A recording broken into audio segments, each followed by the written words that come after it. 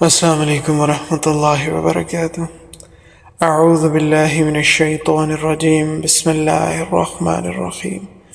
اللہم صلی وسلم علی نبینا محمد صلی اللہ تعالی علیہ وآلہ وسلم۔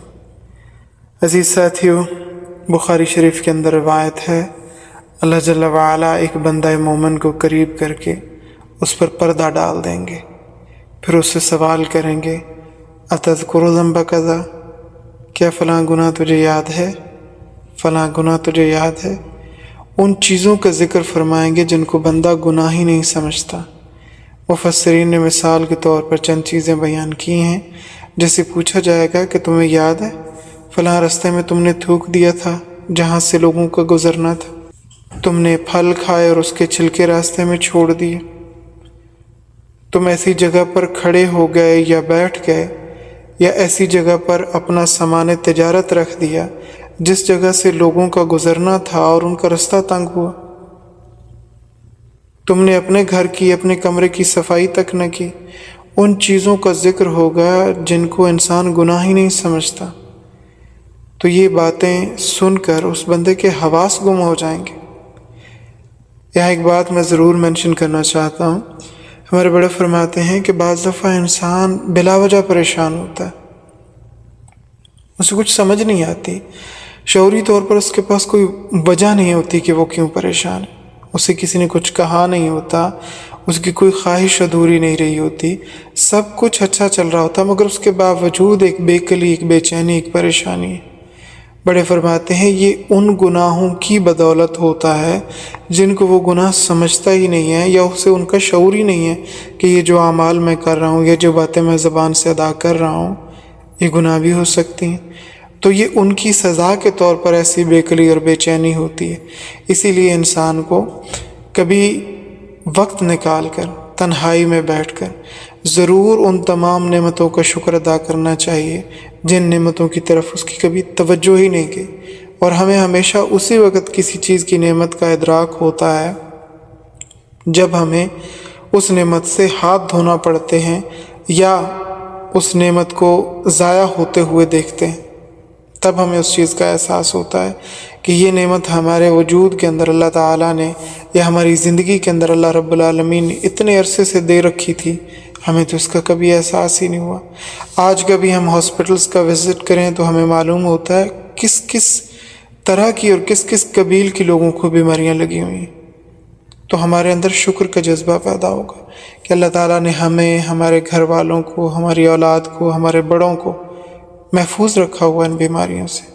اور دوسری چیز یہاں پر یہ بھی بیان کرنی تھی کہ جب بھی کسی کو تکلیف میں دیکھا جائے، کسی مصیبت، کسی امتحان میں دیکھا جائے، فوری طور پر اس کے لیے بھی دعا کی جائے کہ اللہ رب العالمین اس کو اس سے چھٹکارا عطا فرمائے، اور خود اس چیز پہ شکر بجا لائے کہ اللہ پاک کا احسان ہے، اللہ رب العالمین نے ہمیں اس مصیبت، اس آزمائش سے بچایا۔ فار ایگزامپل کسی کو بیماری میں، کسی کو قرض میں دیکھتے ہیں، کسی کا کوئی نقصان ہو جاتا ہے، اچانک موت ہو جاتی ہے، کسی کو طلاق ہو جاتی ہے، تو ہمیں جب بھی کسی حادثے کی خبر ہوتی ہے تو فوری طور پر دو چیزیں ہمارے اندر آ جانی چاہیے۔ ایک تو ہم اس چیز کے اوپر شکر ادا کریں کہ اللہ تعالیٰ نے ہمیں اس مصیبت میں گرفتار نہیں کیا، اس آزمائش میں نہیں پکڑا، اور دوسرا ہمیں دعا کرنی چاہیے کہ اللہ تعالیٰ اس بھائی بہن کو بھی اس مصیبت سے نجات عطا فرمائے۔ تو اللہ رب العالمین اپنے بندے کو اس کے گناہ یاد دلائیں گے، اور پھر اسے پوچھیں گے تمہیں یاد آیا تم نے وہ گناہ کیا تھا، تو وہ شرمندہ ہوگا۔ اللہ رب العالمین اس سے کہیں گے چونکہ تمہاری نیکیاں زیادہ ہیں لہذا تمہارے گناہوں کو بھی نیکیوں میں بدل دیتا ہوں، کیونکہ توبہ کرنے والے بندوں کے گناہوں کو اللہ تعالیٰ نیکیوں کے ساتھ بدل دیتے ہیں۔ اللہ رب العالمین ارشاد فرماتے ہیں فَأُولَٰئِكَ يُبَدِّلُ اللَّهُ سَيِّئَاتِهِمْ حَسَنَاتٍ، یہی لوگ ہیں کہ تبدیل کر دے گا اللہ رب العالمین ان کی برائیوں کو نیکیوں کے ساتھ۔ اب بندہ جب یہ کرم دیکھے گا تو پھر اپنے گناہ بتانے شروع کرے گا اور ریکارڈ توڑ دے گا، کہے گا اللہ میں نے فلاں گناہ بھی کیا، وہ گناہ بھی کیا۔ رب تعالیٰ فرمائیں گے پہلے تو بولتا نہیں تھا، اب تو خاموش نہیں ہوتا۔ لیکن اس کا ہرگز مطلب یہ نہیں ہے کہ انسان اللہ تعالیٰ کی رحمت کے اوپر انحصار کر کے اس کی نافرمانی پر آمادہ ہو جائے، بلکہ ہر حال میں اللہ تعالیٰ کا شکر بجا لانا چاہیے اور ہر حال میں اللہ تعالیٰ سے توبہ اور معافی مانگتے رہنا چاہیے۔ یہ جو خصوصیت یہاں پہ بیان ہوئی ہے کہ اللہ تعالیٰ ان کی نیکیوں کا تو اجر دے گا ہی دے گا، ان کے گناہوں کو بھی اللہ تعالیٰ نیکیوں میں بدل کر اس کا ثواب اور اجر عطا فرمائیں گے۔ یہ اللہ تعالیٰ کا اپنے خاص بندوں کے ساتھ کرم کا معاملہ ہوگا، مقربین کے ساتھ۔ تو ہمیں اللہ تعالیٰ سے دعا کرنی چاہیے کہ اللہ رب العالمین ہمارے ساتھ رحمت کا معاملہ فرمائے۔ اور دو چیزیں بہت ضروری ہیں، ایک جب انسان سے کوئی گناہ سرزد ہو جائے فوری طور پر رجوع کرے اللہ تعالیٰ کی طرف، استغفار کرے، کوئی بھی اچھا کلمہ جو بھی اس وقت زبان پر جاری ہو جائے، درود پاک پڑھ لے، کلمہ طیبہ پڑھ لے، کلمہ شہادت پڑھ لے، اللہ تعالیٰ کی تعریف کا کوئی جملہ اپنی زبان سے ادا کرے، سبحان اللہ و بحمدہ، سبحان اللہ العظیم، فوری طور پر کوئی بھلائی کا کام کرے تاکہ اللہ تعالیٰ کے ساتھ اس کا تعلق جڑ جائے۔ اور دوسری جو چیز کرنے کی ہے، جب اپنے گناہوں پہ نادم ہو، شرمندہ ہو، توبہ مانگے، ساتھ یہ بھی دعا کرے کہ اللہ رب العالمین ہمارے ساتھ رحمت کا معاملہ فرمانا اور ہمیں اپنے لطف و کرم سے ان لوگوں میں شامل کرنا جن لوگوں کے گناہوں کو بھی تو نیکیوں میں بدل دے گا۔ یہ دعا بھی بڑے فرماتے ہیں کہ ہمیں کرنی چاہیے۔ اور پھر ایک اور چیز یہاں پہ بیان کے قابل ہے کہ پارہ نمبر 30 کے اندر کثرت کے ساتھ قیامت کا ذکر آیا، اللہ تعالیٰ نے اپنی قدرت کا ذکر فرمایا، اور جو قیامت کے انکاری تھے ان کو جھنجھوڑا ہے۔ اللہ رب العالمین فرماتے ہیں فَمَا لَهُ مِنْ قُوَّةٍ، اس کے لیے کوئی طاقت امتحان کو ٹالنے والی نہیں ہوگی، ولا ناصر، اور نہ کوئی مددگار ہوگا اس کا جو اس کو چھڑا سکے گا۔ اللہ رب العالمین ارشاد فرماتے ہیں قیامت کو لے کر کہ اس دن کوئی بھی انسان کی مدد کے لیے نہیں ہوگا اور نہ ہی اس کے پاس اتنی طاقت ہوگی کہ وہ اپنے امتحان کو ٹال سکے، کیونکہ مصیبت میں گرفتار شخص کے لیے دو ہی راستے ہوتے ہیں نجات کے۔ ایک تو یہ کہ اس کے پاس خود اتنی طاقت ہو کہ وہ اپنے آپ کو اس مصیبت، اس مشکل سے نجات دلا لے، یا پھر کوئی دوسرا بیرونی طور پر اس کی مدد کو آن پہنچے جو اس کو اس مصیبت سے نجات دلا سکے۔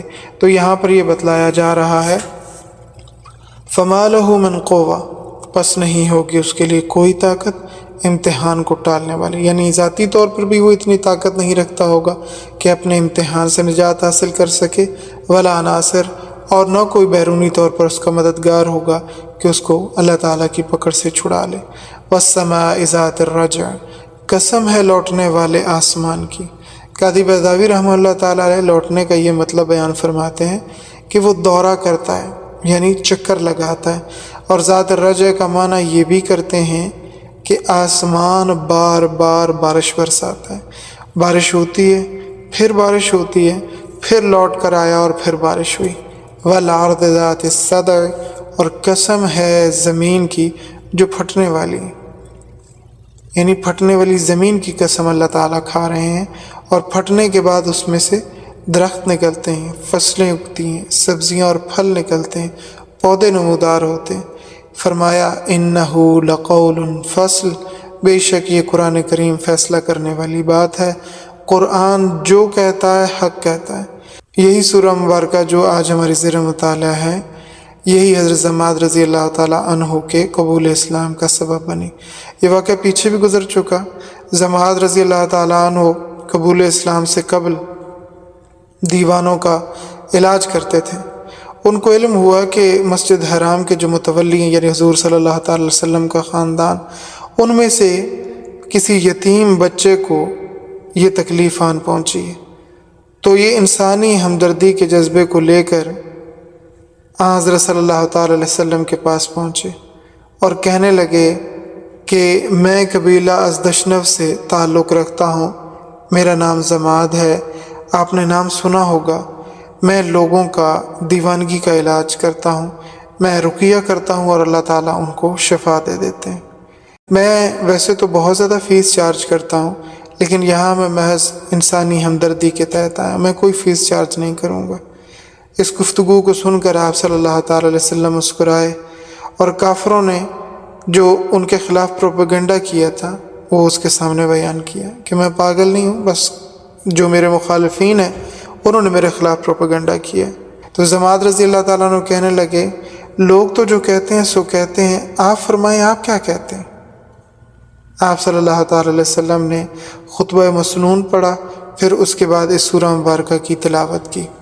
تو ضماد رضی اللہ تعالیٰ عنہ آئے کسی اور غرض سے تھے، اللہ رب العالمین نے ان کے لیے فیصلہ ہدایت کا کر دیا اور وہ رضی اللہ عنہ کا لقب لے کر واپس گئے۔ فرمایا بے شک قرآن فیصلہ کرنے والی بات ہے، وما ہوا بالہزل، اور نہیں ہے یہ قرآن ہنسی مذاق کی بات، نہ ہی دل لگی کی بات۔ انہم یکیدون کیدن، بے شک یہ لوگ تدبیر کرتے ہیں۔ کیا تدبیر کرتے ہیں؟ کہ کسی طرح قرآن کریم کے پروگرام کو مٹا دیں۔ وقال الذین کفروا لا تسمعوا لهذا القرآن والغوا فیہ لعلکم تغلبون، اور کہا ان لوگوں نے جو کافر ہیں، نہ سنو اس قرآن کو اور شور و غل مچاؤ اس میں تاکہ تم غالب ہو جاؤ۔ اور سورہ الانعام کے اندر اللہ تعالیٰ ارشاد فرماتے ہیں وَهُمْ يَنْهَوْنَ عَنْهُ وَيَنْأَوْنَ عَنْهُ، اور وہ روکتے ہیں اس قرآن سے اور خود بھی دور ہوتے ہیں۔ حضرت صلی اللہ تعالیٰ علیہ وسلم کے شہید کرنے کے منصوبے بھی بنائے گئے کہ کسی طریقے سے دین ختم ہو جائے۔ وَأَكِيدُ كَيْدًا، اور میں بھی تدبیر کرتا ہوں۔ اللہ تعالیٰ کیا تدبیر کرتے ہیں؟ آپ صلی اللہ تعالیٰ علیہ وسلم کو بچانے کی، اسلام کو پھیلانے کی۔ واللہ متم نورہ ولو کرہ الکافرون، اللہ تعالیٰ پورا کرنے والا ہے اپنے نور کو، ایمان کو، نور توحید کو، نور رسالت کو، نور نبوت اور نور قرآن کو، اگرچہ کافروں کو یہ بات پسند نہیں۔ فمہل الکافرین، پس آپ مہلت دیں کافروں کو، امہلہم رویدا، مہلت دیں ان کو تھوڑی سی، ان قریب ان کو انجام کا پتہ چل جائے گا۔ سبحانک اللہم وبحمدک، نشہد ان لا الہ الا انت، نستغفرک ونتوب الیک۔ والسلام علیکم ورحمۃ اللہ وبرکاتہ۔